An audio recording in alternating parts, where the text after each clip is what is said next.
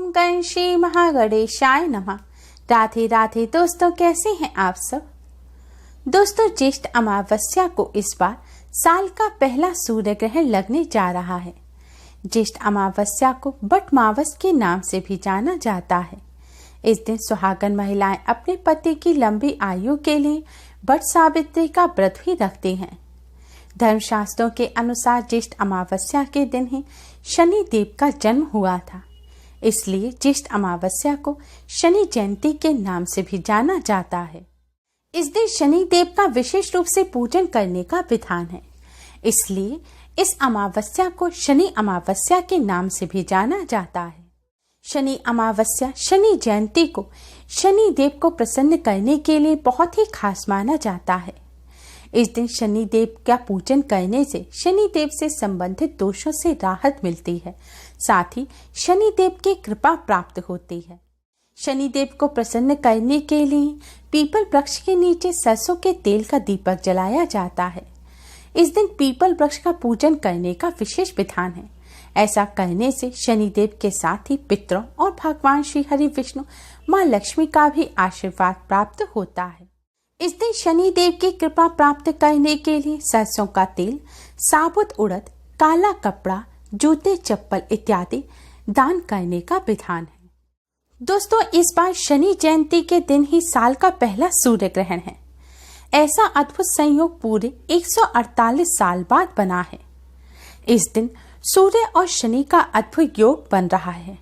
आज की इस वीडियो में हम आपको ज्येष्ठ अमावस्या और शनि जयंती सूर्य ग्रहण के इस अद्भुत संयोग पर करने वाला एक बहुत ही आसान और असरकारक उपाय बताने जा रहे हैं।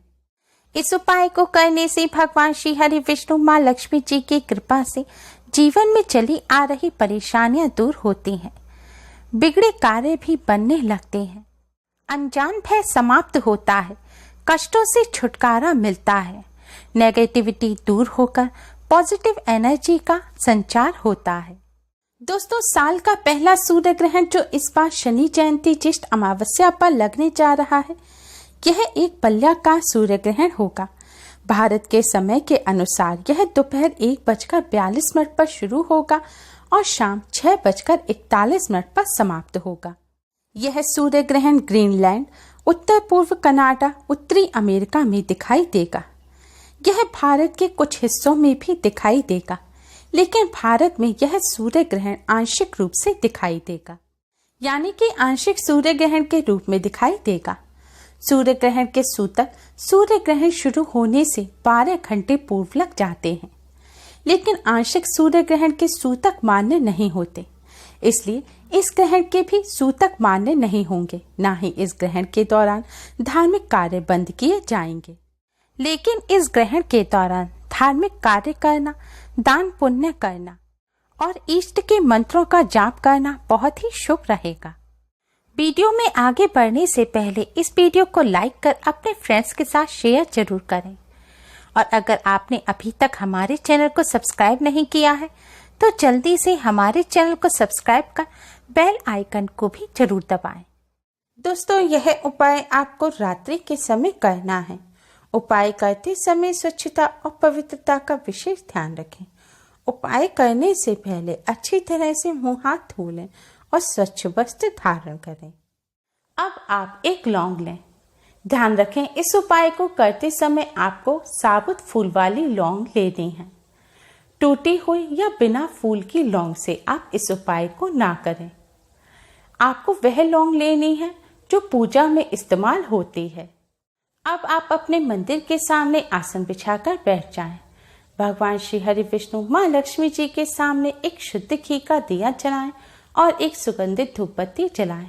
दिए को सीधे जमीन पर ना रखें। दिए के नीचे कोई खाली पात्र रख दें या कपड़ा बिछाकर आप दीपक को रखें। सीधे जमीन पर रखा हुआ दिया अपूर्ण माना जाता है। दिया जलाने के पश्चात अब आप इस लौंग को भगवान विष्णु जी के चरणों में रख दें। भगवान विष्णु जी और माँ लक्ष्मी जी को कुमकुम से तिलक करें। तिलक करने के पश्चात अब आप भगवान विष्णु जी के 12 मंत्र ओम नमो भगवते वासुदेवाय का 108 बार जाप करें। इस मंत्र का जाप आप उंगली पर गिनकर या फिर आप किसी माला पर मंत्र का जाप करते हो तो उस माला पर भी कर सकते हैं। तुलसी जी की माला पर इस मंत्र का जाप करना बहुत ही शुभ माना जाता है। अब आप इस लौंग को भगवान विष्णु जी के चरणों में से उठाकर अपने दोनों हाथों के बीच में दबा लें और भगवान जी के सामने अपनी सारी समस्याएं कहें। आपकी जो भी परेशानी है, धन संबंधी समस्या हो या फिर किसी कार्य से जुड़ी समस्या हो, वह सभी समस्या दूर करने की भगवान जी से प्रार्थना करें। अब इस लौंग को आप अपने दाहिने हाथ की मुट्ठी में यानी कि राइट हैंड में दबाकर अपने घर से बाहर किसी खुले स्थान पर जाएं। अगर घर से बाहर नहीं जा सकते तो आप इस लौंग को लेकर अपनी छत पर जाएं। छत पर जाने के बाद अब आप दक्षिण दिशा की तरफ यानी कि साउथ की तरफ कमर करके खड़े हो जाएं। ध्यान रखें, आपको साउथ की तरफ कमर करनी है।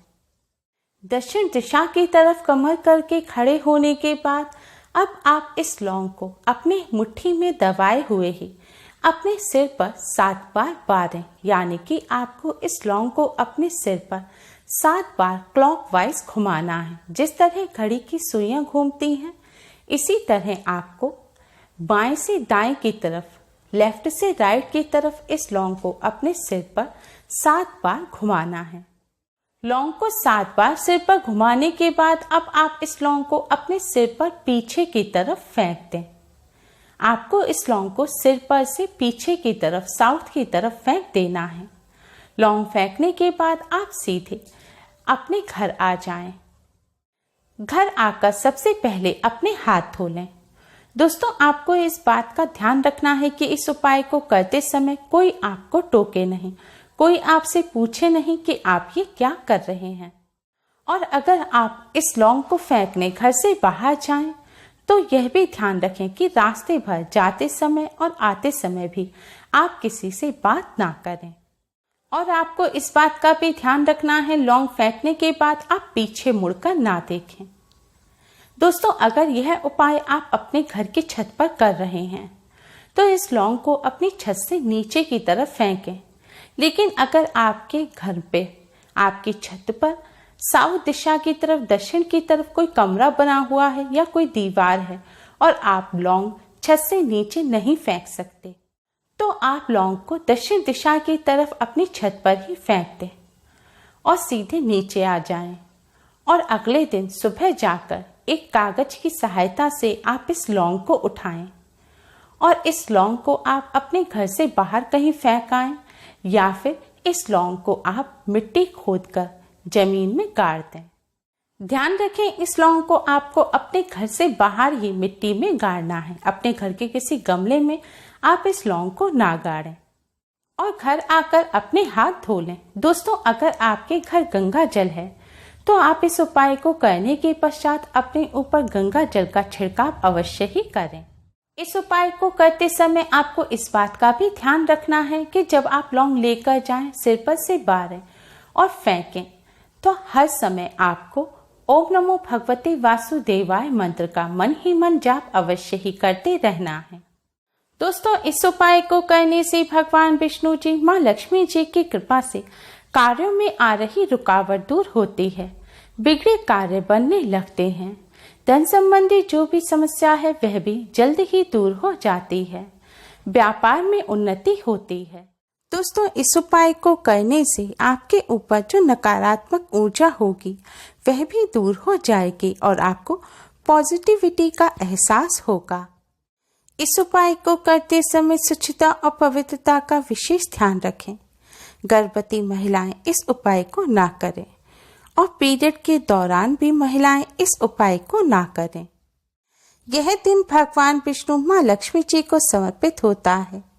इस दिन ब्रह्मचर्य का पालन करना चाहिए। लहसुन, प्याज, मांस, मदिरा आदि का सेवन नहीं करना चाहिए। इस दिन परिवार में सुख शांति बनाकर रखनी चाहिए। किसी को इस दिन कटु वचन नहीं बोलने चाहिए। इस दिन घर पर आने वाले गरीब या जरूरतमंद को दान अवश्य ही देना चाहिए। इस उपाय को करने से भगवान विष्णु, माँ लक्ष्मी जी की कृपा से जीवन में चल रही परेशानियों का अंत हो जाता है।